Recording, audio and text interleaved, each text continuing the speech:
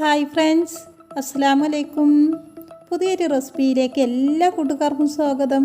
അപ്പോൾ നമ്മുടെ ഇന്നത്തെ റെസിപ്പി നമുക്ക് വളരെ പെട്ടെന്ന് തയ്യാറാക്കാൻ പറ്റിയ ഒരു വളരെ ടേസ്റ്റിയായ ഒരു പായസത്തിൻ്റെ റെസിപ്പിയാണ് കേട്ടോ. അപ്പോൾ നമുക്ക് നേരെ റെസിപ്പിയിലേക്ക് പോകാം. അപ്പോൾ ഇന്ന് നമ്മൾ ഈ പായസത്തിനായി എടുക്കുന്നത് റേഷൻ കടയിലെ കിറ്റിൽ നിന്നും കിട്ടിയ അരി കൊണ്ടാണ് കേട്ടോ. അപ്പോൾ ഈ അരി കൊണ്ട് നമുക്ക് വളരെ രുചികരമായ പായസം തയ്യാറാക്കാം കേട്ടോ. നമ്മൾ അടപ്രഥമനൊക്കെ തയ്യാറാക്കുന്നത് പോലെ നല്ല ടേസ്റ്റിൽ നമുക്കിത് ലഭിക്കുന്നുണ്ട്. അപ്പോൾ നമുക്കിതൊന്ന് നല്ലപോലെ വൃത്തിയാക്കി കഴുകിയെടുക്കാം. അപ്പോൾ ഞാനിതിവിടെ കഴുകി ഒരു കുക്കറിലേക്ക് ഇട്ട് കൊടുത്തിട്ടുണ്ട് കേട്ടോ. ഇനി നമുക്കിതിലേക്ക് തേങ്ങാപ്പാൽ ഒഴിച്ച് കൊടുക്കണം. അപ്പോൾ ഞാനിവിടെ ഒരു 3 തേങ്ങയുടെ പാലാണ് എടുത്തിട്ടുള്ളത്. അപ്പോൾ ആ പാൽ 1, 2, 3 പറഞ്ഞ് 3 വട്ടാക്കി എടുത്തിട്ടുണ്ട് കേട്ടോ. അതിലെ 3-ാം പാൽ നമുക്ക് ഇതിലേക്ക് ഒഴിച്ച് കൊടുക്കാം. അപ്പോൾ ഏകദേശം ഒരു 2 കപ്പോളം പാൽ ഞാനിതിലേക്ക് ഒഴിച്ച് കൊടുത്തിട്ടുണ്ട്. ഇനി നമുക്കിതിലേക്ക് അതേ അളവിൽ തന്നെ 2 കപ്പ് വെള്ളവും ഒഴിച്ച് കൊടുക്കാം. വെള്ളം ഒഴിച്ച് കൊടുത്തതിന് ശേഷം കുക്കർ അടച്ച് വെച്ച് ഫസ്റ്റ് വിസിൽ അടിക്കുന്ന ടൈമിൽ ലോ ഫ്ലെയിമിലേക്ക് മാറ്റി 5 മിനിറ്റ് കഴിഞ്ഞതിന് ശേഷം നമുക്ക് ഫ്ലെയിം ഓഫ് ചെയ്യാം. ഇനി നമുക്കിതിലേക്ക് ഒരു 400 ഗ്രാം ശർക്കര എടുത്ത് ഉരുക്കിയെടുക്കാം. അപ്പോൾ അതിലേക്ക് 1.5 ഗ്ലാസ് വെള്ളം ഒഴിച്ച് കൊടുത്തിട്ടുണ്ട് കേട്ടോ. അപ്പോൾ വെള്ളത്തിൻ്റെ അളവ് കൂടിയാലും കുഴപ്പമൊന്നുമില്ല കേട്ടോ. അപ്പോൾ നമ്മുടെ അരി നല്ലപോലെ വെന്തിട്ടുണ്ട്. ഞാനിത് ഒരു ചെമ്പിലേക്ക് മാറ്റിയിട്ടുണ്ട് കേട്ടോ. എന്നിട്ട് നല്ലപോലെ ഒന്ന് ഉടച്ചെടുക്കാം.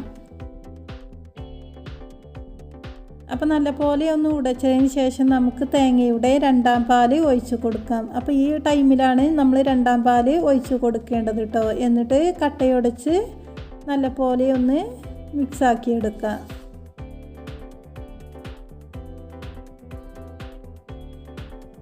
നമ്മൾ ഈ അരി വേവിക്കുന്നത് തന്നെ തേങ്ങാപ്പാലിലായതുകൊണ്ട് ഇതിന് നല്ലൊരു പ്രത്യേക ടേസ്റ്റാണ് കേട്ടോ. അപ്പോൾ ഇനി നമുക്കിതൊന്ന് ഈ തേങ്ങാപ്പാലിൽ വെച്ച് ഒന്നും കൂടി വേവിച്ചെടുക്കണം. അപ്പോൾ നമുക്ക് ഫ്ലെയിം ഓണാക്കി കൊടുക്കാം. അപ്പോൾ ഫ്ലെയിം ഓണാക്കി കൊടുത്തതിന് ശേഷം നമ്മൾ ഇത് ഇടയ്ക്കിടയ്ക്ക് ഇങ്ങനെ ഇളക്കിയും കൊണ്ട് നിൽക്കണം കേട്ടോ. ഇല്ലെങ്കിൽ ചോറൊക്കെ അടിയിൽ പിടിക്കാൻ ചാൻസ് ഉണ്ട്. അപ്പോൾ നല്ലപോലെ ഒന്നും കൂടി ഈ തേങ്ങാപ്പാലിൽ കിടന്ന് വേവിച്ചെടുക്കണം. അപ്പോൾ ഏകദേശം ഒരു 5-6 മിനിറ്റൊക്കെ ആയപ്പോൾ നമ്മുടെ അരി ഒന്നും കൂടി വെന്തിട്ടുണ്ട് കേട്ടോ. അപ്പോൾ നമ്മുടെ അരി നല്ലപോലെ വെന്തതിന് ശേഷം നമുക്കിതിലേക്ക് ശർക്കര ഒഴിച്ച് കൊടുക്കണം. അരി നല്ലപോലെ വെന്തെങ്കിൽ മാത്രമേ ഉള്ളൂ പായസത്തിന് നല്ല ടേസ്റ്റ് ഉണ്ടാവുള്ളൂ കേട്ടോ. ഇനി നമുക്ക് ഇതിലേക്ക് ശർക്കര ഉരുക്കിയത് ഒഴിച്ച് കൊടുക്കാം കേട്ടോ. എന്നിട്ട് നല്ലപോലെ ഇളക്കി കൊടുക്കാം. അപ്പം നമ്മുടെ അരിയിൽ മൊത്തത്തിൽ ശർക്കര ഒക്കെ പിടിക്കാൻ വേണ്ടി നമുക്കിതൊരു 5 മിനിറ്റും കൂടെ വേവിച്ചെടുക്കാം കേട്ടോ. അപ്പോൾ ഈ ടൈമിലൊക്കെ നമ്മളിങ്ങനെ ഇടയ്ക്ക് ഇളക്കിക്കൊണ്ട് നിൽക്കണം. ഇല്ലെങ്കിൽ അരി പെട്ടെന്ന് അടിയിൽ പിടിക്കും കേട്ടോ. അതുപോലെ തന്നെ ഹൈ ഫ്ലെയിമിൽ ഇടരുത്, ഒരു ലോ ഫ്ലെയിമിലൊക്കെ ഇട്ട് കൊടുത്താൽ മതി. ഇനി നമുക്കിതിലേക്ക് ഒരു 1/2 ലിറ്റർ പശുവും പാലും കൂടെ ചേർത്ത് കൊടുക്കുന്നുണ്ട് കേട്ടോ. നിങ്ങൾക്ക് ഇത് വേണമെങ്കിൽ സ്കിപ്പ് ചെയ്യാവുന്നതാണ്. അപ്പോൾ പശുവും പാല് ചേർത്ത് നല്ലപോലെ ഒന്നും കൂടെ തിളപ്പിച്ചെടുക്കാം.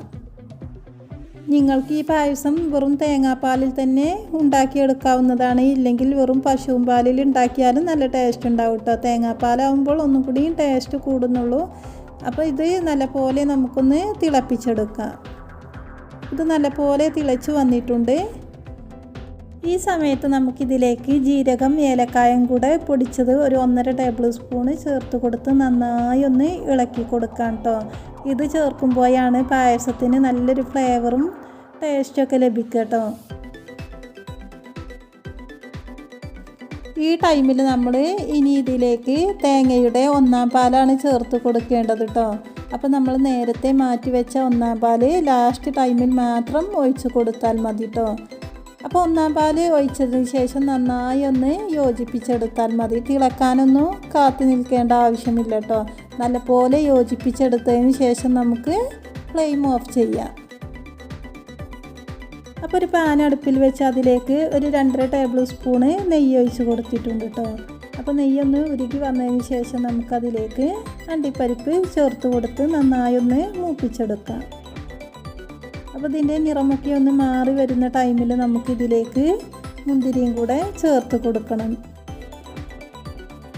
അതുപോലെ തന്നെ നിങ്ങൾക്ക് വേറെ ഏതെങ്കിലും നട്ട്സ് വേണമെങ്കിൽ ബദാം പരിപ്പൊക്കെ വേണമെങ്കിലൊക്കെ ചേർത്ത് കൊടുക്കാം കേട്ടോ. അവരവരുടെ ഇഷ്ടത്തിനനുസരിച്ച് ഇതൊക്കെ ചേർക്കാവുന്നതാണ്. അപ്പോൾ ഞാൻ അണ്ടിപ്പരിപ്പും മുന്തിരിയും മാത്രമേ ഉള്ളൂ ചേർത്ത് കൊടുക്കുന്നത്. അപ്പോൾ ഇതൊക്കെ മൂത്ത് വന്നിട്ടുണ്ട്. ഇനി നമ്മൾ തയ്യാറാക്കി വെച്ച പായസത്തിലേക്ക് ഇത് ഒഴിച്ച് കൊടുക്കാം. അപ്പോൾ നമ്മുടെ രുചികരമായ പായസം ഇവിടെ റെഡി ആയിട്ടുണ്ട് കേട്ടോ. അപ്പോൾ ഈ ഓണത്തിന് എല്ലാവരും ഒന്ന് ട്രൈ ചെയ്ത് നോക്കുക. എല്ലാവർക്കും തീർച്ചയായും ഇഷ്ടപ്പെടും. അപ്പോൾ ഈ വീഡിയോ ഇഷ്ടമായാൽ എല്ലാവരും ഒന്ന് ലൈക്ക് ചെയ്യുക, ഷെയർ ചെയ്യുക, കമൻറ്റ് ചെയ്യുക. അതുപോലെ തന്നെ ഇതുവരെ സബ്സ്ക്രൈബ് ചെയ്യാതെ കാണുന്ന എല്ലാ കൂട്ടുകാരും ഒന്ന് സബ്സ്ക്രൈബ് ചെയ്ത് സപ്പോർട്ട് ചെയ്യുക. അപ്പോൾ പുതിയൊരു റെസിപ്പിയുമായി വീണ്ടും കാണാം ഇൻഷാ അല്ലാഹ്.